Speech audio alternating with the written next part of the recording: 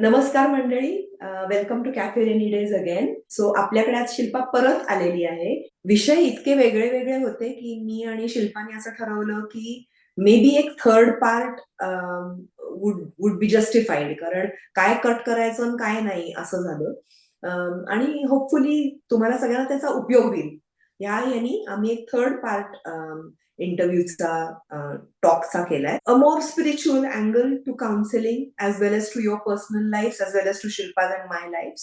Plus gurus आणि grief management हा एक मोठा पार्ट आहे ज्याच्यात शिल्पा काम करते. हा सगळा पार्ट आम्ही असं ठरवलं की may be a third part is justified. So this is the third part. Just a quick reintroduction, छोटीशी 2 मिनिटाची, की Shilpa has been practicing. She's been a counselor for the last 28 years or so. Her experiences ranges from marriage counseling to teenager counseling to grief management is another very big area which we'll be talking about. If you haven't already, please subscribe to the channel. त्याने मला जरासं प्रोत्साहन मिळतं, एवढंच काय. आपण जसा हा सिरियस विषय बोललो हा, हा, अबाउट सुइसाइड, तसा हा. अजून एक सिरियस विषय which tends to affect the whole family is serious illnesses. आणि हा, त्याच्यात तो पेशंटही अफेक्ट होतो.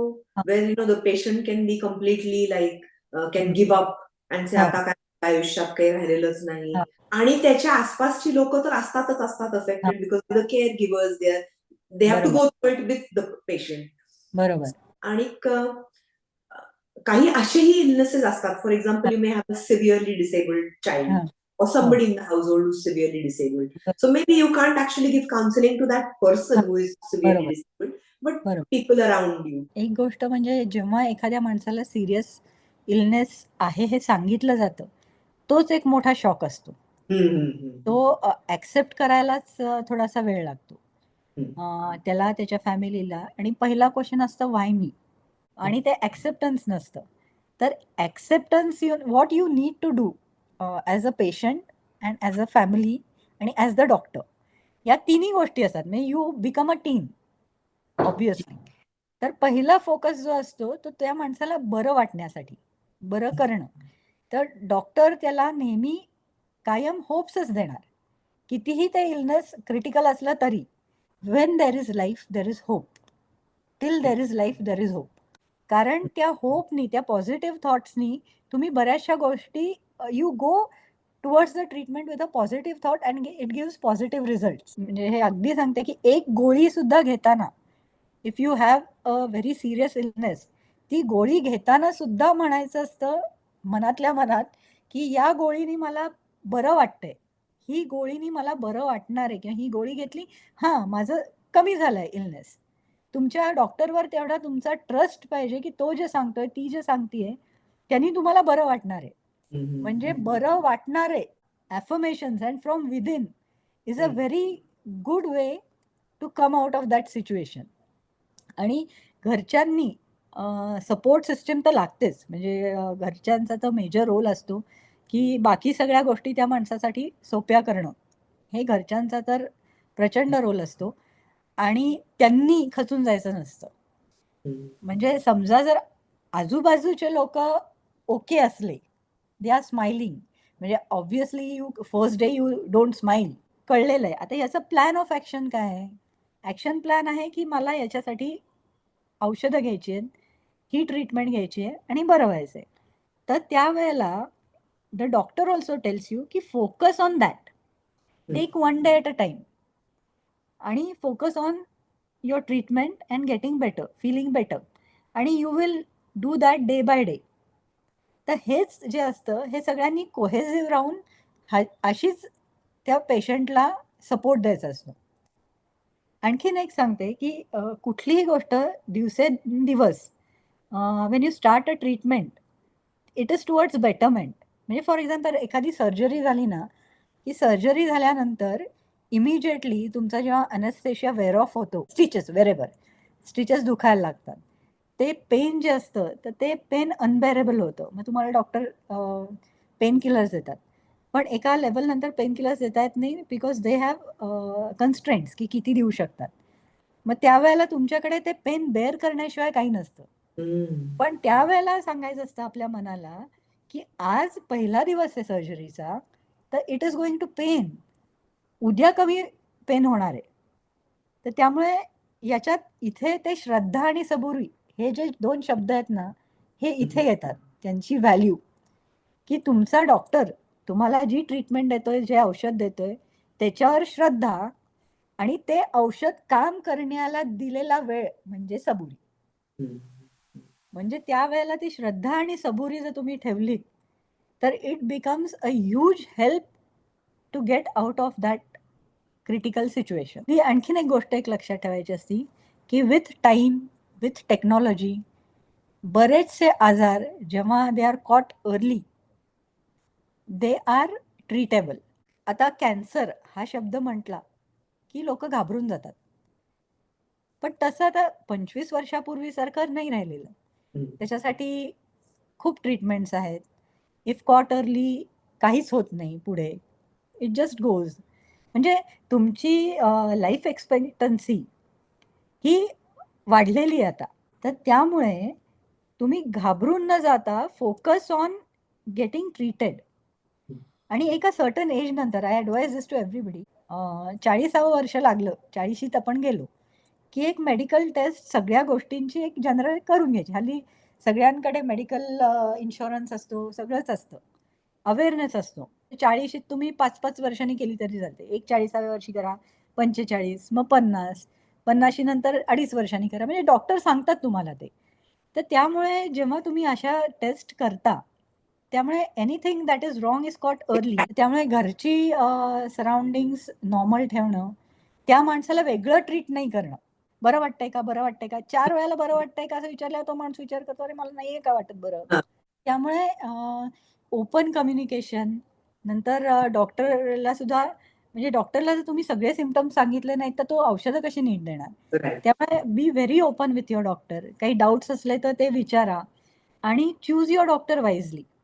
म्हणजे आता हे खूप हे सांगणं सोपं आहे, पण फॅमिली डॉक्टर ही कन्सेप्ट पूर्वी होती.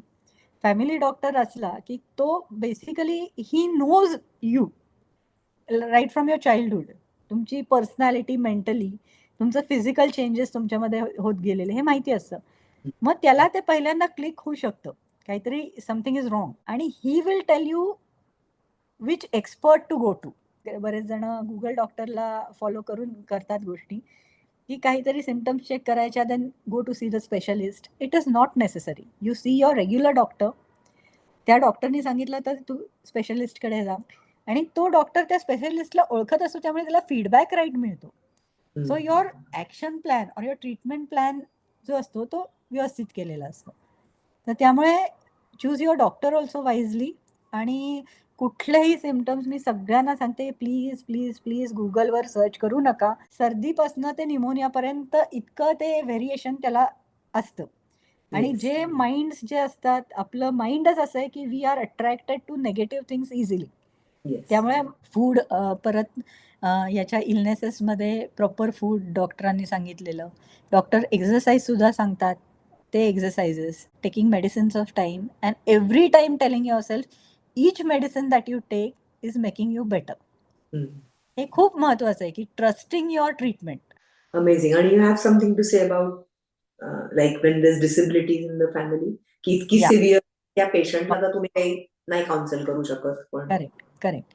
डिसेबिलिटी कुठल्याही प्रकारे चॅलेंज्ड पर्सन जो असतो, तर मेंटली चॅलेंज्ड म्हणा, फिजिकली चॅलेंज्ड म्हणा, तर तो घरात असताना ते घर डिस्टर्ब होऊन जातं. तर ते घर डिस्टर्ब होऊ नये याच्यासाठी आपण काही काही गोष्टी करू शकतो. एक तर ॲक्सेप्ट द फॅक्ट दॅट हा माणूस असा आहे आणि he is your responsibility for entire life. Your life or his life, दोघीपैकी काहीतरी एंड होणार आहे आधी. हे ॲक्सेप्ट केलं की खूपशा गोष्टींचा त्रास कमी होतो.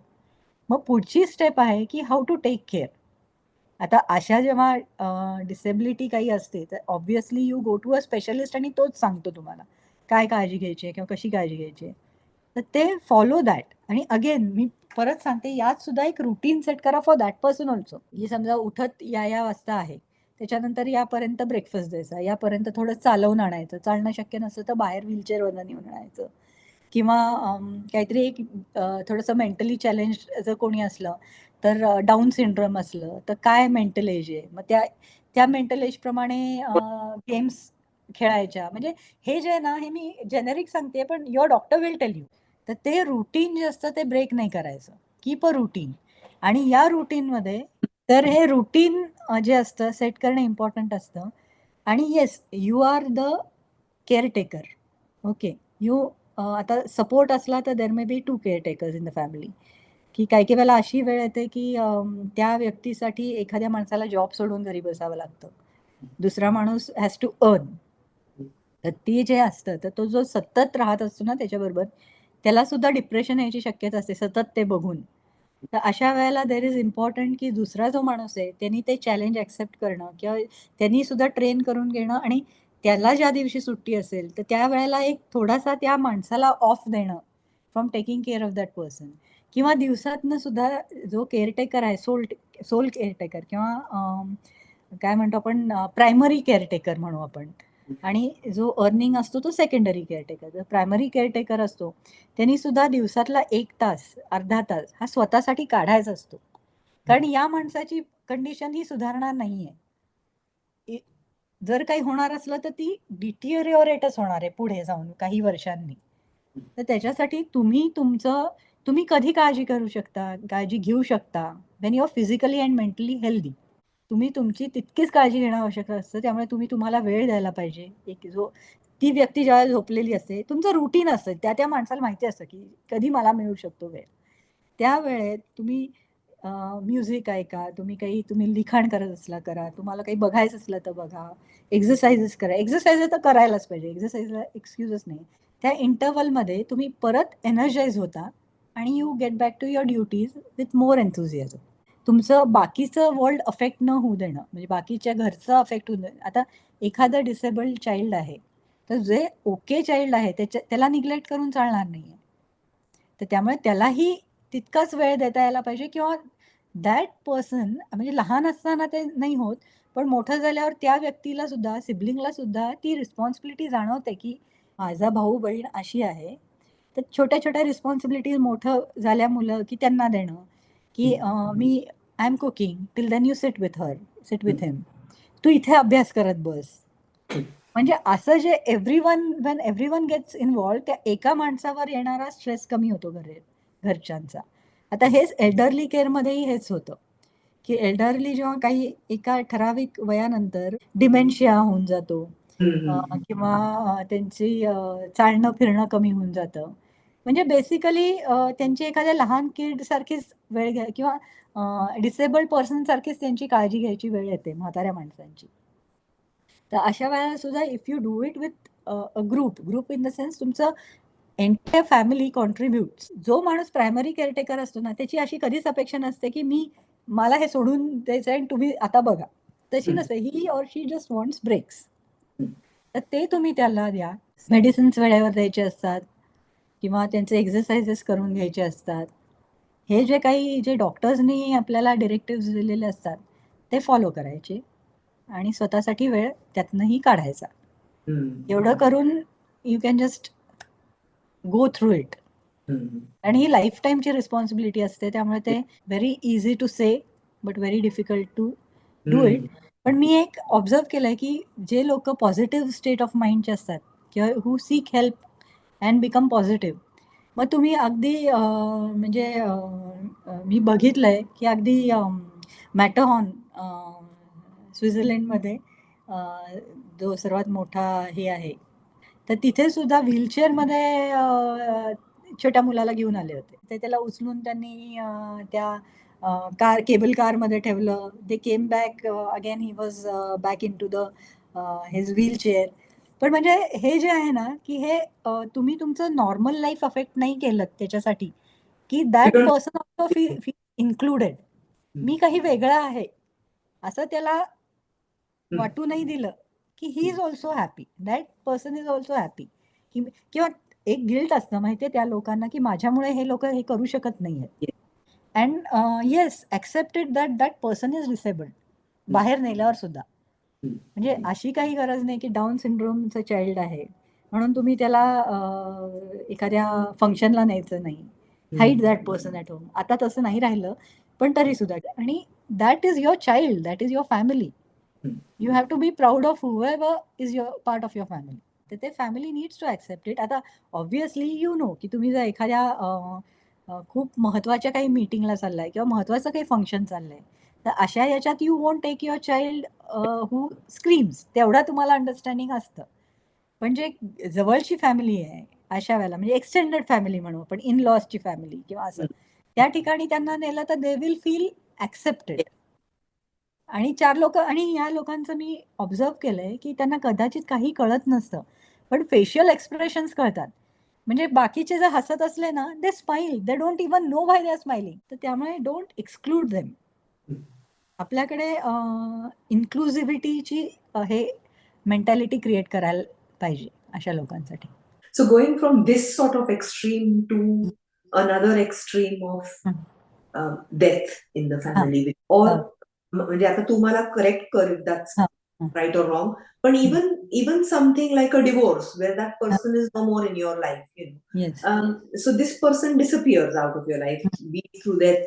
You have missing people. How do you deal with this vacuum, this lacuna that gets created? ही गोष्ट आहे ना, ही खूप कमी ॲड्रेस झालेली आहे.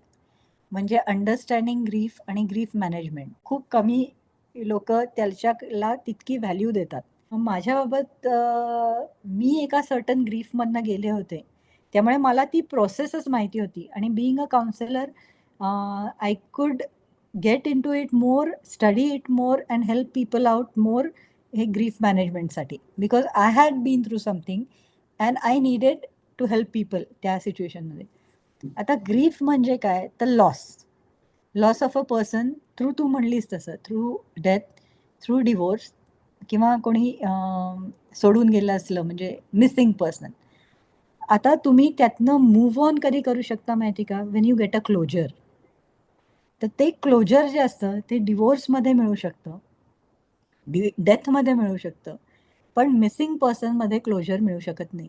कारण till the last breath you expect की ती जी व्यक्ती तुम्हाला सोडून गेली किंवा मिसिंग आहे, चाइल्ड मिसिंग आहे, till the last breath the parents will search for the child. त्यामुळे तो जो ग्रीफ आहे, that grief is very difficult to overcome and very difficult to address. कारण ते होप संपत नाहीत. डेथमध्ये कसं होतं की ती व्यक्ती गेल्यानंतर ते क्लोजर असतं की ते संपलं, इलनेस होता किंवा काहीतरी होतं आणि ती व्यक्ती गेलेली आहे, तर ते डील करणं सोपं असतं. Divorce, there is another, it is not the end, you can begin a new life, असं असतं. तर हे 3 त्याच्यातले फरक आहेत. डिवोर्सच्या बाबतीत म्हटलं तर कुठल्याही कारणाने झाला, यू आर बिट्रेड किंवा you betray someone, you move on किंवा other person move on, whatever reason, ते झाल्यानंतर इमिजिएटली डाऊन वाटणं हे अतिशय स्वाभाविक आहे. Because you have spend a portion of your life, you have shared your life, yourself with that person. तर त्यामुळे ते जे जाणं असतं ना, ते इट इज लाईक एखादं डिसमेंबरिंग युअर लिंब. पण त्यावेळेला जेव्हा तुम्ही ॲनालाइज करता, the therapist or your family can play a very important role तुम्हाला ॲनालाइज करायला की का झाला डिवोर्स. या डिवोर्समुळे म्हणजे तुला त्रास होता, त्यातनं तू बाहेर पडलायस किंवा पडली आहेस. त्यामुळे याच्या पुढचं जे आहे, you have got a very bad experience, but you have got an experience that you can learn from. किंवा जो बॅड पार्ट आहे, it is over, so the next part will be a good one. तुम्हाला comparison लागते का, म्हणजे चांगलं काय आहे हे कळण्यासाठी वाईट एक्सपिरियन्स केल्यावरच चांगलं येणार ना. ही रात्र येते म्हणून दिवस कळतोय, सेम. तर हे थेरपिस्ट तुम्हाला हे सांगत असतो किंवा घरच्यांना ट्रेन करतो हे सांगण्यासाठी की पुढचं जो काळ आहे, don't make the same mistakes, आणि टाइम हील्स एव्हरीथिंग. जेवढं एखादे काल झालेली गोष्ट आहे ना, काल मी पडले, काल माझ्या पायाला लागलं, तर ती जी जखम आहे ती दुसऱ्या दिवशी परत दुसऱ्या दिवशी दुखते, तिसऱ्या दिवशी त्याला खपली येते, चौथ्या दिवशी ती खपली पडते, त्याचा तो पांढरा डाग राहतो, आणि विथ टाइम तो डाग निघून जातो. आणखीन दुसरी एक गोष्ट म्हणजे इथेच तो श्रद्धा आणि सबुरीचा परत कन्सेप्ट येतो की ते तुम्हाला जर काल कोणाची तरी तुमच्या याच्यात डेथ झाली आहे, तर आज तुम्हाला nobody is expecting you to feel better today. त्यामुळे ती प्रोसेस, जी हिलिंग प्रोसेस आहे, ती व्हायलाच लागते. आणि ते तू जे व्हॅक्यूम म्हणतेस ना, ते व्हॅक्यूम, ती जरी व्हॅक्यूम नाही गेली ना, तरी तुम्ही त्या व्यक्तीशिवाय गोष्टी करायला शिकता. म्हणजे समजा हजबंड आहे, ही वॉज अर्निंग आणि तो गेला, तर त्या वाईफला नंतर राहून मुलांसाठी किंवा स्वतःसाठी अर्निंग करणं आवश्यकच आहे. त्यामुळे you Yes. Take on that role. त्यामुळे ते जे असतं ना, की जिथे व्हॅक्यूम असतं, ते व्हॅक्यूम म्हणजे तिथे एअर जाते किंवा तिथे लिक्विड जातं आणि ती व्हॅक्यूम संपते. त्यामुळे तिथे काही एक्सपिरियन्सेस, लाईफ एक्सपिरियन्स जाऊन बसतात, की ज्यांनी ते व्हॅक्यूमचं फीलिंग कमी कमी होत जातं ओव्हर द टाइम. पण ग्रीव्हिंग प्रोसेस ही प्रत्येकाची वेगळी असते. एखादा तो त्यातनं पटकन बाहेर येऊ शकतो, एखाद्याला वेळ लागतो. ज्याला त्याला जशी तशी ग्रीव्हिंग पिरियड देणं आवश्यक असतं. You cannot expect anything. याच्यासाठी कुठल्याही प्रकारचं एक टेबल नाहीये किंवा टाइम फ्रेम नाहीये, की इतक्या दिवसात तू त्यातनं बाहेर ये, असं काहीच नसतं. पण आपल्या इंडियन कल्चरमध्ये एक खूप चांगली गोष्ट आहे. दिवस असतात बघ. पहिल्या दिवशी म्हणजे गेल्यानंतर ती क्रिया करणं, मग ते अस्थि विसर्जन, मग ते 10वा, 12वा, 13वा. त्यावेळेला घरी सपोर्ट सिस्टम असणं, लोक घरी येणं, तर it helps in the healing process. कशा प्रकारे, की पहिल्या दिवशी तो एक शॉक असतो. कोणी कितीही जरी आजारी माणूस असला तरी गेला तरी ते व्हॅक्यूम जाणवतच, वाईट वाटतंच. एखाद्या वेळेला असं वाटतं की सुटला, असं वाटून त्या माणसासाठी रिलीफ वाटतं, पण तरी वाईट वाटतंच. अचानक गेला तर त्याच्यासारखं दुःख ते वेगळंच. पण कमिंग टू टर्म्स, तर ते जेव्हा तुम्ही मी माझ्या एक्सपिरियन्सवरनं सांगते it how it happens is, दुसऱ्या दिवशी तुम्ही जेव्हा आपल्याकडे अस्थि विसर्जना प्रकार आहे, त्यावेळेला जेव्हा तुम्ही ते अस्थि घेता हातात, this is what is expected actually, की तुम्हाला ते रिअलाईज होतं त्या पॉइंटला, की ती व्यक्ती काल होती, आज these are the few bones, ashes आणि बोन्स आहेत. That person is no more. हे इतकं स्ट्रॉंग आणि इतकं coming on the face reality असते ना, इट इज अ रियालिटी. त्यामुळे त्या आपल्या ह्याच्यातल्या काही काही गोष्टींचं आपल्याला कारण माहीत नसतं, पण आय थिंक की ते त्याच्यासाठी आहे, की तुम्ही रिअलाईज करणं की नाही आहे. एक तुम्ही कुठल्यातरी इमॅजिनरी फील्डमध्ये राहून, की नाही तो आहे, तो कधीतरी येईल, किंवा बायका, पुरुष म्हणतात, की नाही तू परत ये, गेलेल्या माणसाला नाही तू परत ये, असं का केलंस? म्हणजे एक्सप्रेशन ऑफ ग्रीफ डिफरंट. पण ते जेव्हा तुम्ही बघता तेव्हा तुम्हाला रिअलाईज होतं, की अरे for me it was like 5'11", very handsome man, and today what I am holding in my hands, just 3 pieces of bones आणि ash. That it's so temporary, नाही का? हां, एक्झॅक्टली. ते पुढचं. पण म्हणजे ते रिअलायझेशन त्या पॉइंटला नसेल होत कदाचित. पण when you see it, you realise it, की अरे म्हणजे तिथे ते ॲक्सेप्टन्स होत चाललेला असतो. मग तुम्ही ते you hold on to it आपल्या ह्याच्यात. You hold on to those ashes आणि ते जे कलशामध्ये देतात ते. ते नंतर ते तुम्ही पाण्यात जेव्हा सोडता तेव्हा letting go of it. It is letting go of that person. जे काही तुमच्या हातात उरलंय ते फक्त फ्यू बोन्स अँड ॲशेस. ते सुद्धा you have to let go. That is another thing to bring you to the present किंवा फॅक्च्युअल ॲक्सेप्टन्स ऑफ रियालिटी. मग त्याच्यानंतर तुम्ही ते 10वं करता, त्यावेळेला एक काहीतरी करता, 11वं, 12वं, 13वं. तुम्हाला ती वेळ मिळतो to deal with the grief. मग ते 13व्या दिवशी वगैरे ते जेवण असतं. After that you can start doing things. म्हणजे कुठेतरी एक त्यात टेम्पो सेट केलेला असतो, की आता तू थोडंसं बाहेर यायला लाग.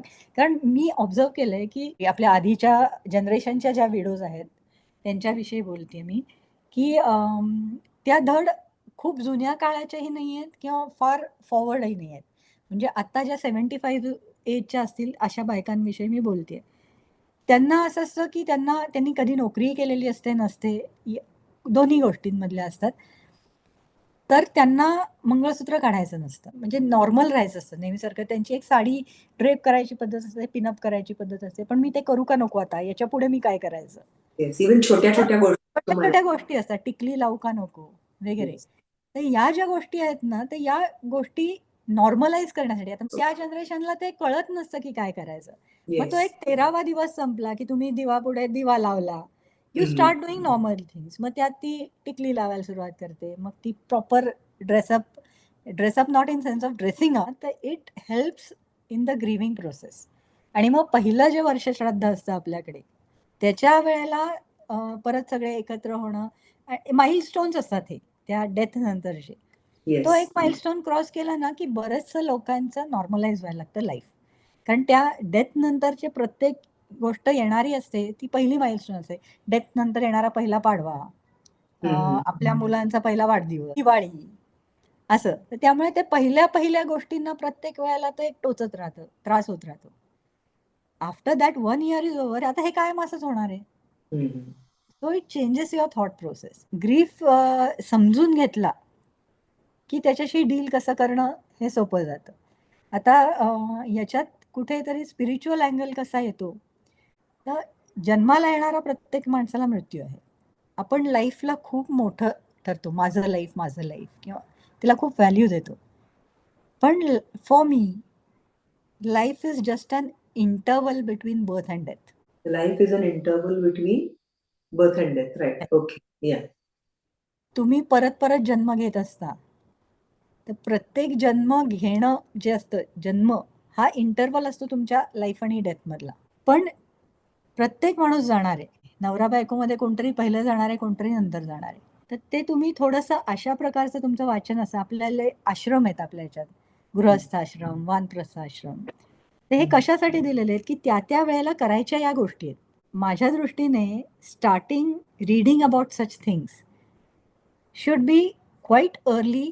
म्हणजे कुठेतरी हे वाचन असतं, हे अंडरस्टँडिंग असतं किंवा माइंडफुलनेस असतो की माणूस जाणार आहे, एव्हरीथिंग इज टेम्पररी.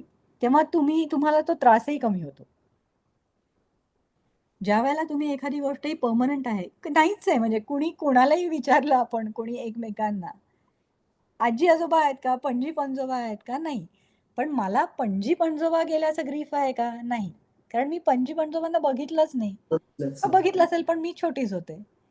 तसंच वडील गेलेत माझे किंवा माझे मिस्टर गेलेत, तर या गोष्टीचा मला ग्रीफ असणार आहे, माझ्या नंतरच्या 2 पिढीला नाही आहे. टेम्पररीनेस ऑफ लाईफ हे जितकं आपल्याला लवकर कळेल ना, तितकं त्याला डेथ ही कन्सेप्ट समजून घ्यायला, ओव्हरकम करायला खूप मदत होते. म्हणजे प्रत्येक लाईफमध्ये एक रोल असतो. तो रोल आपण व्यवस्थित पार केला, त्या समोरच्या माणसाने व्यवस्थित पार केला, हे महत्वाचं असतं. More than birth and death, तुम्ही जे वागता मधल्या इंटरवलमध्ये, दॅट इज मोर इम्पॉर्टंट.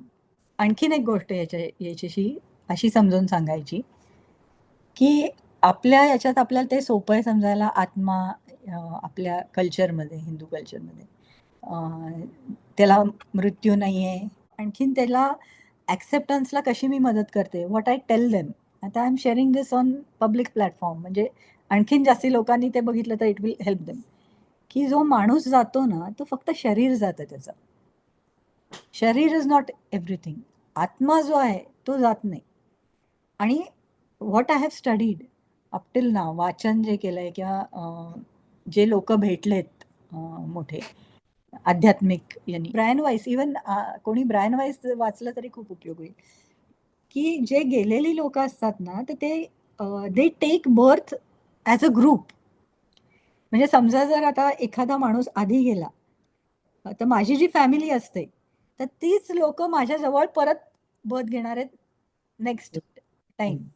तुम्ही कदाचित पुढच्या जन्मी आई वडील म्हणून असतील, ते तुमचे क्लोजेस्ट फ्रेंड्स असतील, भाऊ असेल, बहीण असेल, मुलगी बनेल. You tend to stick to your group. तर त्यामुळे जो गेलेला माणूस असतो तो तुम्ही यूज तो थांबतो and then you take birth, असं जनरली होतं. म्हणजे काय परत? समजा एखादा माणूस गेलाय, तो समजा त्यांनी आधी बर्थ घेतला, तर माझं त्या माणसाचं कनेक्ट परत कसं होईल. तर जनरली ते जो पिरियड असतो आत्मिक स्टेजमध्ये राहण्याचा, आत्मा म्हणून राहण्याचा, तो पिरियड ठरलेला असतो. आपल्याला हे या रेल्म मध्ये कळत नाही. गेलेला जो व्यक्ती असतो त्याला जर माझ्या पोटी मूल म्हणून जन्माला घ्यायचं असलं, तर he will take birth immediately as my child if that scope is there. असतं, सर्वात जे स्ट्रॉंग कनेक्शन असतं, स्ट्रॉंग बॉन्ड ज्या सोलशी असतो, soul relation, they wait for each other to come into that realm and then take a birth. Personal प्रश्न विचारते Shilpa. So do you believe that perhaps Shashi will wait till you Of go course, and of course. then both of your atmas will decide? I believe in this completely. I believe in this 100%. Huh. He will definitely wait for me. पुढच्या वेळेला आमचं relation काय असेल I don't know. Huh. म्हणजे we might not be husband wife, we might be siblings, we might be close friends, काही असू शकतं. पण ते काहीतरी क्लोजच असणार because you are very close. It will be very close. And for it to be very close तुम्हाला age group जवळचा लागतो. Right right right. आणि ते एज ग्रुप जवळचा लागतो, त्यामुळे जो पुढे जातो माणूस, he makes it a point, that आत्मा makes it a point for the other person to come. Maybe समजा जर पुढे जाऊन परत एकत्र नवरा बायकोच होणार असलो तर आता त्यांनी कुठेतरी जन्म घेऊन उपयोगच नाही ना. So that is the reason why that आत्मा वेट्स. असं एक त्याची कन्सेप्ट आहे. दुसरी गोष्ट मी सगळ्यांना सांगते की तुम्हाला तो दिसत नाहीये म्हणून तो नाहीये किंवा ती नाहीये असं नाहीये. तुमच्याकडे बॅरियर आहे ऑफ युअर बॉडी. मी मागच्या वेळेस सांगितलं तसं मी तुझ्याकडे येऊ शकत नाही विदाउट अ प्लेन. येस. तसं त्या लोकांना आपण दिसत नाहीये किंवा त्या लोक आपल्याकडे लक्ष देत नाहीयेत किंवा they are not part of our life असं नाहीये. The person who is closest to you will take care of you, will think about you, will be there for you in the another realm. तुम्हाला दिसत नाहीये ही तुमची हे आहे, काय म्हणतो आपण, संकुचित. त्यामुळे those people who love you and you have passed away, they are always there with you. Because we are on this sort of a plane. हा एक प्रश्न असेल. पण मला नेहमी असा प्रश्न पडतो की फॉर एक्झाम्पल आता माझे वडील गेले, आता माझे वडील इथेच आहेत आणि he knows what going on, अशी कॉन्सेप्ट आपण जर का याला ट्रू मानलं तर पण त्यांचा आता जन्म नसेल का झालेला कुठेतरी दुसरीकडे? तेच तुला मी सांगते की तुमचं जितकं क्लोज रिलेशन ते त्याच्यावर अवलंबून असतं. म्हणजे आता तू म्हणलीस असं तर तुझं क्लोज रिलेशनशिप सर्वात जास्ती कुठे? आता वडिलांचं तुझं म्हटलं तर वडिलांचं सर्वात जास्ती अटॅचमेंट तुमच्याशी ऑब्व्हियसली असणार, पण सोलमेट रिलेशन आईशी असणार ना. So mainly the partners will wait for each other almost always. हा, म्हणजे ते रिलेशन. आणि ते जे रिलेशन असतं ना ते it is not always very sweet. म्हणजे सोल रिलेशन असतं जे सोलमेट्स आपण म्हणतो, ते सोलमेट्सचं रिलेशन नेहमी खूप अगदी गुडी असतं असं नाही. ते तुमचे गिव्ह अँड टेकच सर्वात जास्ती असतं ऍक्च्युली. म्हणजे तुम्ही कदाचित असंही होऊ शकतं की तुमच्याकडनं त्याला त्रास झालेला असतो, त्याच्याकडनं तुम्हाला त्रास झालेला असतो. तर ते अंडरस्टँडिंग त्याला त्या आत्मिक स्टेटमध्ये गेल्यावर कळतं. त्यामुळे he wants to say sorry or she wants to say sorry. तर त्याच्यासाठी ते थांबतात. It is continuous process. हा, तर त्यामुळे जे एक सोलमेट ही कन्सेप्ट आपण व्हॅलेंटाईन डेशी रिलेट केली की एव्हरीथिंग गुडी, तसं नसतं.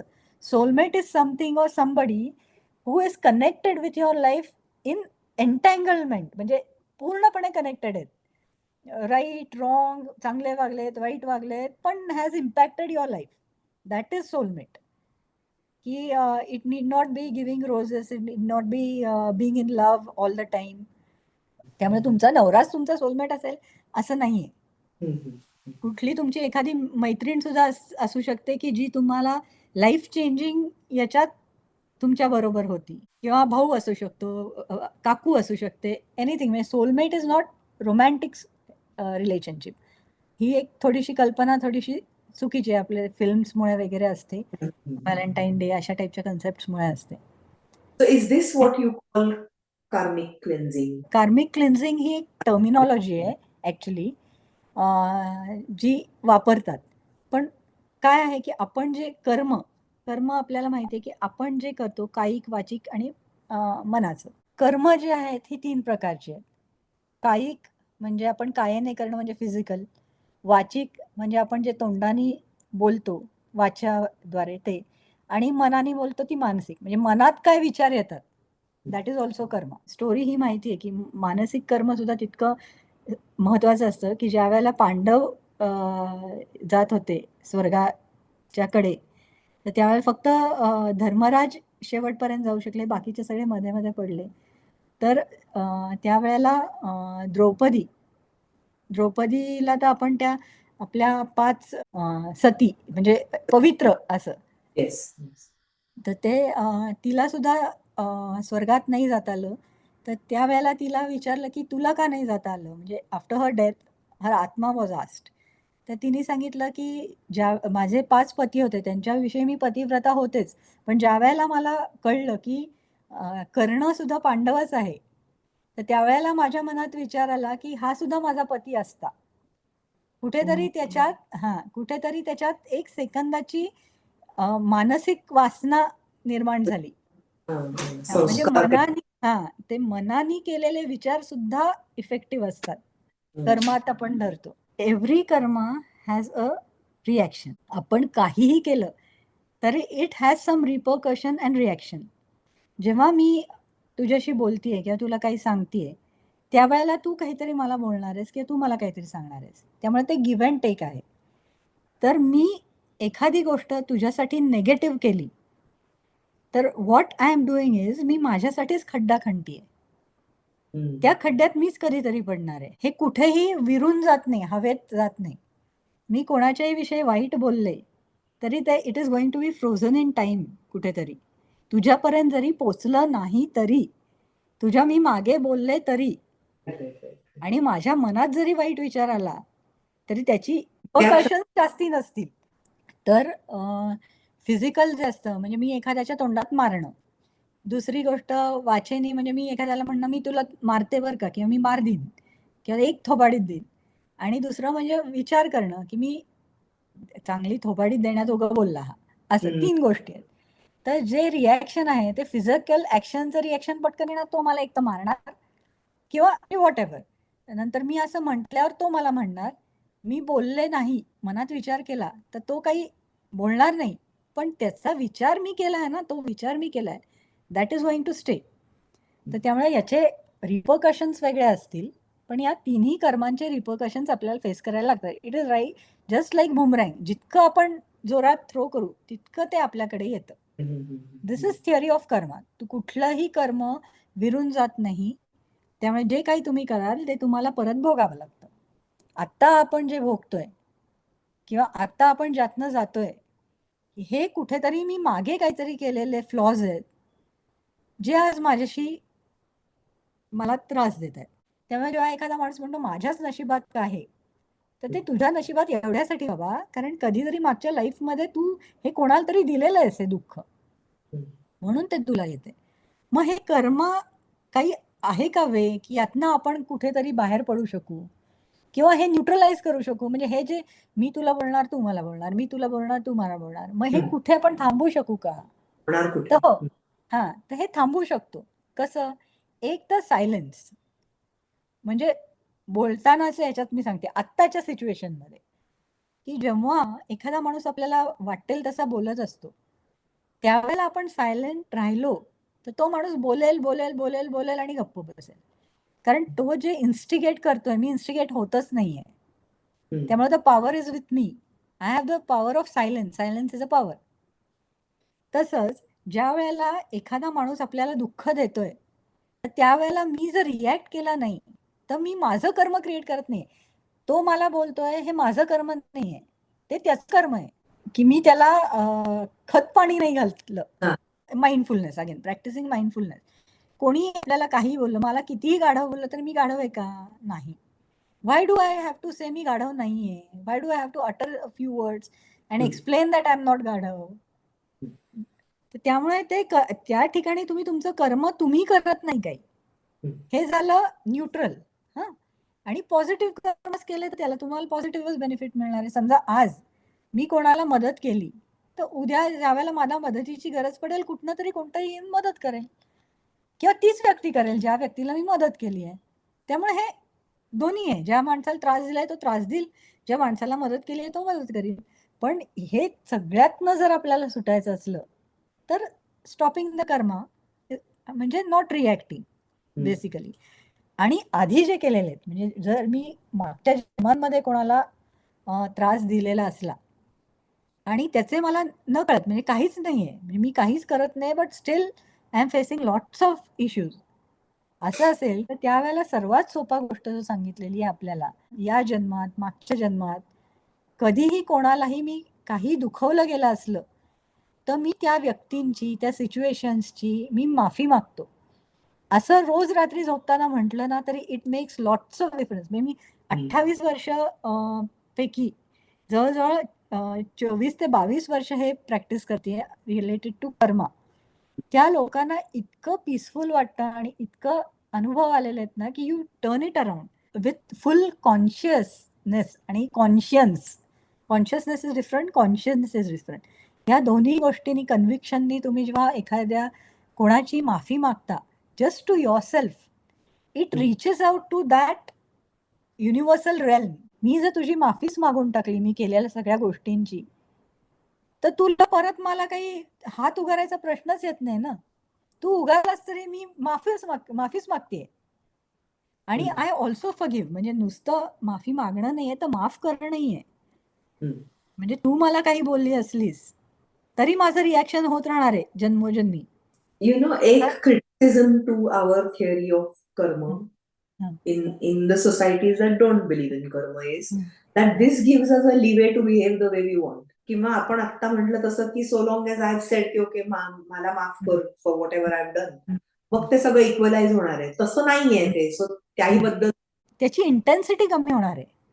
म्हणजे मी उद्या उठून तोंडात मला सुटले समोर येणाऱ्या प्रत्येकाला, सॉरी म्हटलं तर ते काही it is not going to be तेवढं इफेक्टिव्ह होणार नाही. आणि विनाकारण, उदाहरणार्थ ते आपण जे डिसेबिलिटीचं म्हटलो की काही केलेलं नाहीये कोणी त्या व्यक्तीने, म्हणजे कोणाला दुखवलं नाहीये, कोणाला काही केलेलं नाहीये, आनंदी जगलेली आहे लाईफ, पण त्या नवरा बायकोंचं बेबी डिसेबल्ड होतं.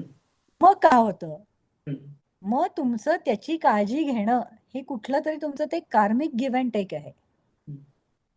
अशा याच्यात आपण बोलतोय. म्हणजे जे लोक कर्मा थिअरीच्या अगेन्स्ट जातात किंवा क्वेश्चन करतात ते तितक्या डीप मध्ये त्याचा विचार करत नाहीत किंवा डीप मध्ये त्याचा अभ्यास करत नाहीत. वरवरच्या गोष्टींवर रिॲक्शन असते ती. सगळं आहे पण त्याचा मुलगा आंधळा आहे. का? बिकॉज त्या व्यक्तीला त्याचं काळजी घेण्याची जबाबदारी आहे, कारण कधीतरी त्या व्यक्तीने तुझी पूर्ण काळजी केलेली आहे आणि त्याच्यामुळे तुला जे सफरिंग आहे की तुला घराच्या बाहेर पडता येत नाही, काही करता येत नाही, या गोष्टी आहेत या तू कुठेतरी त्या दिल्यात त्यामुळे तुला घ्यायला लागतात. आणखीन एक गोष्ट म्हणजे मी नेहमी मानते असं की to each her own thought process असते की एखाद्याने ती कर्मा थिअरी न मानणं हे सुद्धा एक ऍक्शन आहे. हे सुद्धा part of his Karma. Spiritual progress, spiritual growth आहे किंवा स्पिरिच्युअल विचार करायला लागणं सुद्धा स्पिरिच्युअल ग्रोथ आहे. कर्मा थिअरी आहे की नाही हे विचार करणं सुद्धा स्पिरिच्युअल ग्रोथ आहे.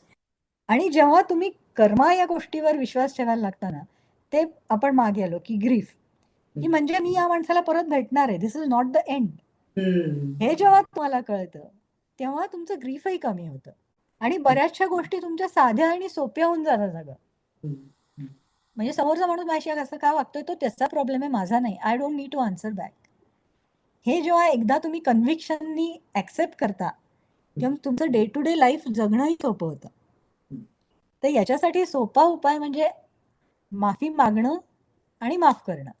माफी मागण्याला सुद्धा खूप स्ट्रेंथ लागते. म्हणजे जनरल याच्यात सुद्धा इतका इगो असतो आपल्या याच्यात की माफी मागणं सुद्धा अवघड असतं. माफी मागायची आणि माफ करून टाकायचं, कारण दोन्ही केलं नाही तरी you are holding on to something of the past. Baggage आहे तुमच्या डोक्यावर ते. असं अजून एक कॉन्सेप्ट जी रेवती, जिचा मी एकदा मागे इंटरव्ह्यू गप्पा मारल्या होत्या, ती म्हणते की रोज तुम्ही बिगिनिंग ऑफ द डेज म्हणा की जी माझी कर्म आता येणार आहेत आणि जी मी आजपर्यंत केली आहेत ती सगळी कृष्णार्पण असते. ती सगळं कृष्णाला. ऑफकोर्स म्हणजे तुम्ही कृष्णावर विश्वास ठेवता पण कृष्ण ही anybody, it's whatever you believe in. बरोबरच आहे. म्हणजे जी आपण करतोय कर्म याला जर आपण अटॅचच नसलो, एखादी गोष्ट मी केली, समजा एक पुस्तक मी आणलं कोणाला तरी गिफ्ट केलं, त्याचा मी केलं म्हणजे सगळं मीवर आहे. Onus is on you. तुम्ही त्या कर्माला चिकटून आहात. जे म्हणतो नेकी का बदी में डाल, करून संपलं ते. What are you holding on to? Feeling of हे कम्स फ्रॉम ना, की मी त्याच्यासाठी इतकं केलं पण मला एक फोन कॉल नाही, म्हणजे पण that that's is completely separate. तू केलं, संपलं. तिथे ते इगो च हे वाढ सुरू होते. The ego And then keeps going. you're attached, which means you're attached to whatever. You get attached to things. Basically आपल्या रिलिजन मध्ये, आपल्या कल्चर मध्ये connected to everything but attach to nothing अशी कन्सेप्ट आहे. तुम्ही कनेक्टेड आहात पण तुम्ही अटॅच राहू नका असं. तर त्यामुळे कुठलाही कर्म केलं तर ते जे रेवतीने सांगितलं बरोबर, की मी जे करतेय ते मी सगळं कृष्णाला अर्पण करतेय, अगदी बरोबर आहे. पण that doesn't give you the leeway to perform do whatever you feel. कर्म. म्हणजे उद्या जाऊन चोरी केली कृष्णाला अर्पण केलं असं नसतं. पण त्या लेवलला जेव्हा माणूस येतो, रेवती म्हणते त्या लेवलला, की मी करतेय कर्म ते कृष्णाला अर्पण करते, तेव्हा तो त्याची कर्मही तशीच असतात. म्हणजे त्यावेळेला तुम्ही केलं काय केलं, तुम्ही who are you, you start questioning yourself. म्हणजे हे मी एखादी गोष्ट केली का केली, रिसोर्सेस आहेत कसे आहेत. छोटंसं उदाहरण सांगते की आय एम सो लकी, म्हणजे माझी कर्म चांगली आहेत. आय एम सो लकी की I was born to my parents, खूप छान फॅमिली लाईफ. दुसरी, in spite of my husband passing away early, मी सांगते हे. म्हणजे take it with that context. I consider myself very lucky की आई बाबा चांगले होते, लाईफ पार्टनर चांगला होता, children are good. I stay in Pune which is a safe city. Maharashtra is a safe place. India चांगली आहे, इंडियन कल्चर चांगलं आहे, डायव्हर्स आहे. आध्यात्मिकरित्या मला डेव्हलप करायला चान्स आहे. त्याच्यानंतर असं जर आपण केलं ना, we start counting our blessings. आपल्याला वाटतं की I am the one who is blessed with everything. Another concept, though not directly with to anything to do with कर्म.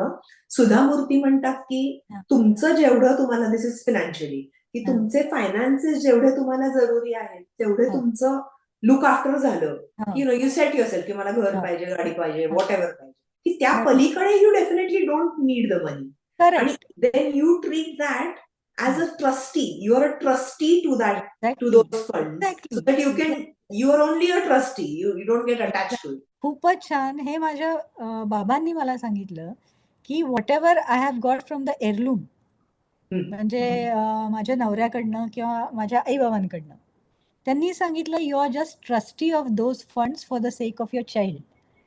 तुझा त्याच्यावर काही हक्क नाही आहे. तसंच आता तू जे म्हणलीस की बेसिक जे आपल्या गरजा भागवल्या जातात, त्याच्यानंतर जे असतं ते शो ऑफ साठी असतं, ती लाईफस्टाईल असते.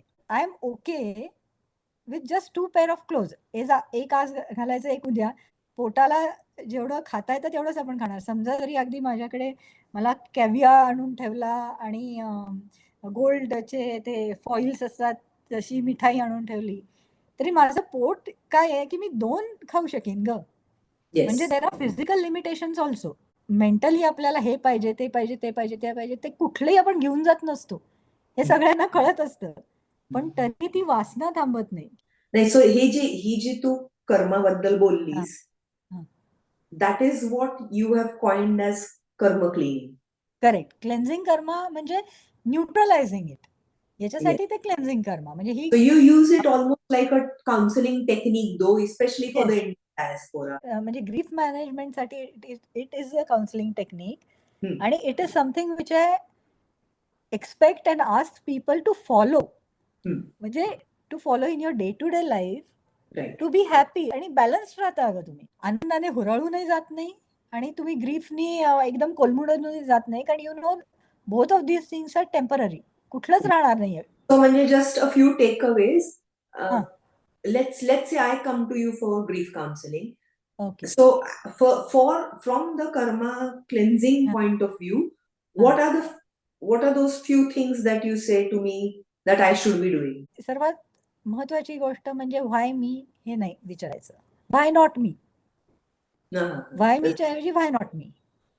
दुसरी गोष्ट म्हणजे सीकिंग फॉरगिव्हनेस आणि फॉरगिव्हिंग.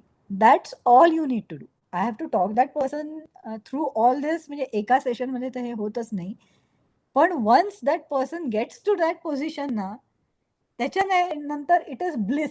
का आहे लाईफ, का आहे आपला रोल, काय आहे, आपण काय करतोय, हे बेसिक क्वेश्चन्स तुमचे जेव्हा आन्सर होतात ना, तेव्हा लाईफ इज ब्लिस. तुम्ही तुमच्याकडे 2 किलोचं सोनं आणून दिलं तरी तुम्ही हुरळून जात नाही. तुमच्याकडचं 2 किलोचं सोनं कोणी घेऊन गेलं तरी तुम्ही हुरळून जात नाही. You are not attach to anything superficial, physical things, titles. At a more practical level, म्हणजे तू हे जेव्हा टेक्निक इस्पेशली ग्रीफ मॅनेजमेंटच्या पेशंट्सना म्हण किंवा क्लायंट्सना म्हण शिकवतेस आणि you get them to do this regularly, की रोज रोज म्हणा की सॉरी, माफी मागा. हे बेसिकली कर्माची थिअरी सांगते मी ग्रीफ मॅनेजमेंटला. ग्रीफ मॅनेजमेंटला बरेच कांगोरे असतात. सिकिंग फॉरगिव्हनेस आणि forgiving people is having a balance state of mind. तुम्ही काम होता for everybody really, not just for just for grief नाहीये. It is for everything that you go through. मी का असंच जास्ती असं, मला काय हे आलं, माझाच नवरा का गेला इतक्या लवकर, किती जणांचा गेला, यू जस्ट डोंट नो. पण मी असं विचारणार होते की when these people apply this on a regular basis, what is the feedback that you get? Feedback म्हणजे फिलिंग ऑफ कामनेस. त्याच्यात ऑब्विसली म्हणजे येतच, कर्माचा विषय येतोच, स्पिरिच्युअल विषय येतोच. कारण डेथ ही अशी गोष्ट आहे की it cannot be explain in words. म्हणजे ते जे turning point in your life, it can take you towards adhyatma, or it can take you towards complete degradation of your personality. म्हणजे तुम्ही डाऊनफॉल वर जाता किंवा तुमचं आध्यात्मिक आहे.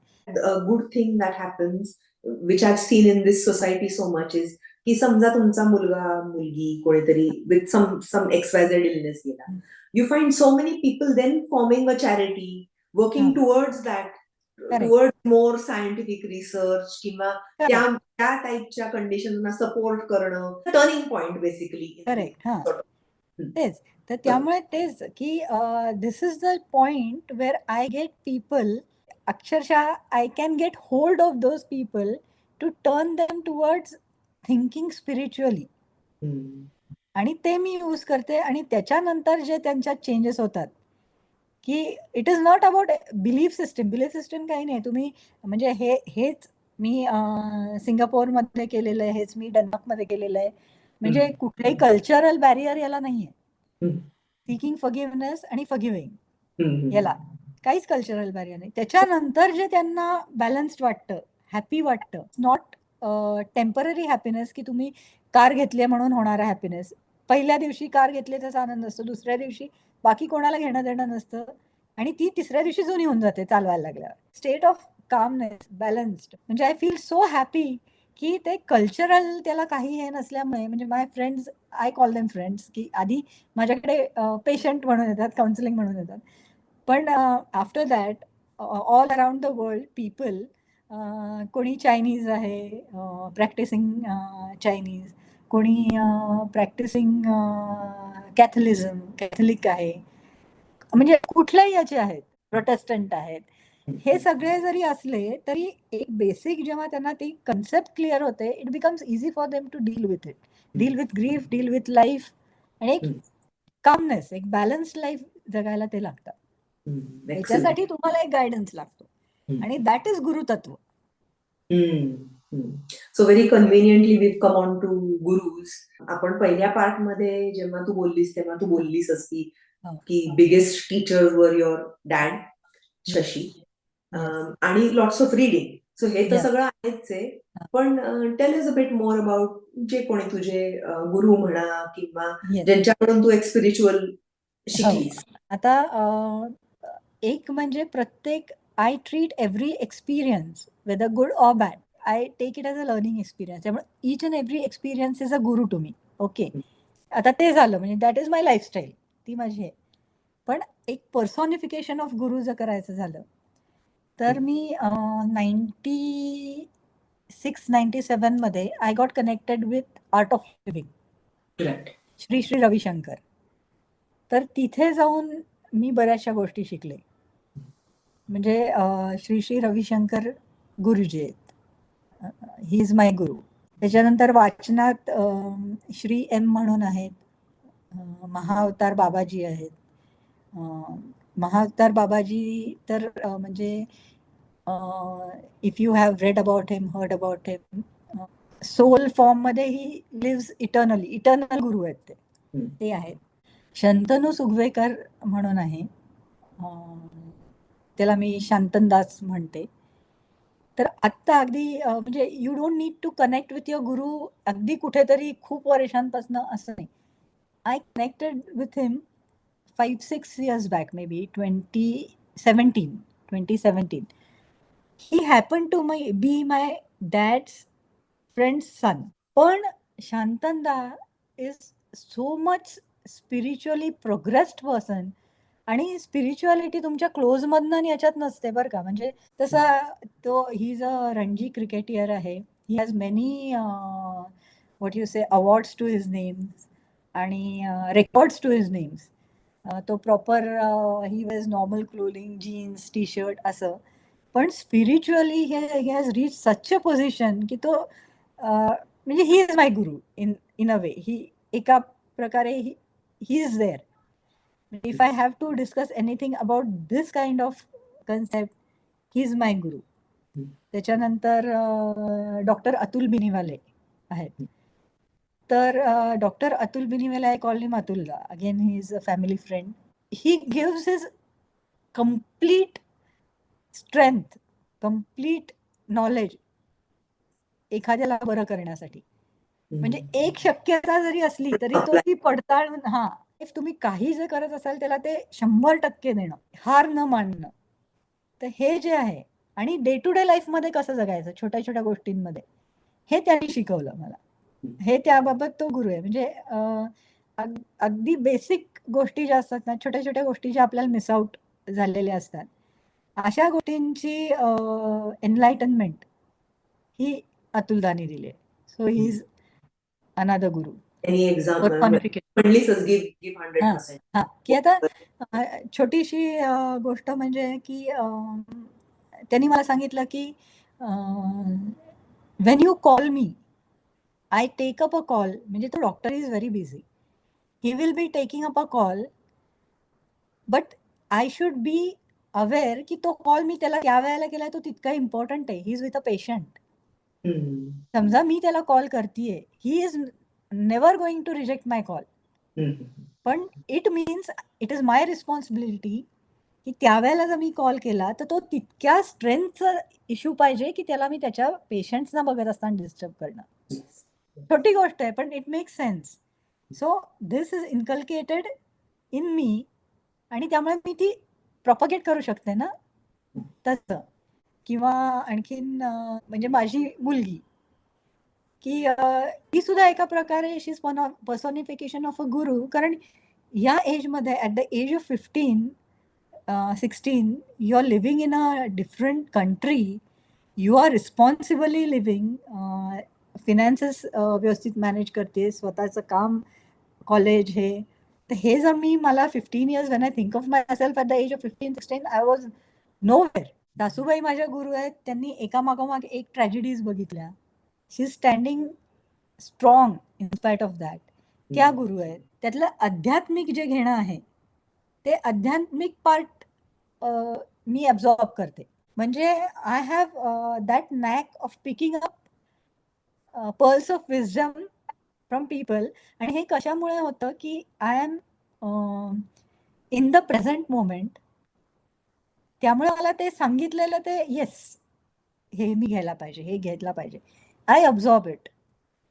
पण लाईफ चेंजिंग जे म्हणतो आपल्याला गुरु जर म्हटलं तर शांतनदा आणि अतुलदा, these two people are I mean my pillar of strength.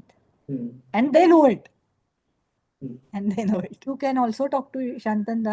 तुझे जे ऑडियन्स आहेत they will be very happy to meet him. आणि even Atulda, if anything, any medical things you need people to understand, to learn, anything related to medical things, choosing your doctor or choosing your treatments किंवा असं, तर he is a gem of a person. त्यालाही तू करू शकतेस. I'll use your Washila to go to them. Sure. Definitely. नाही, खूप मस्त वाटलं शिल्पा, मजा आली. Thank you Shilpa. Enjoy talking with you. बोलूच. छान. हो. छान.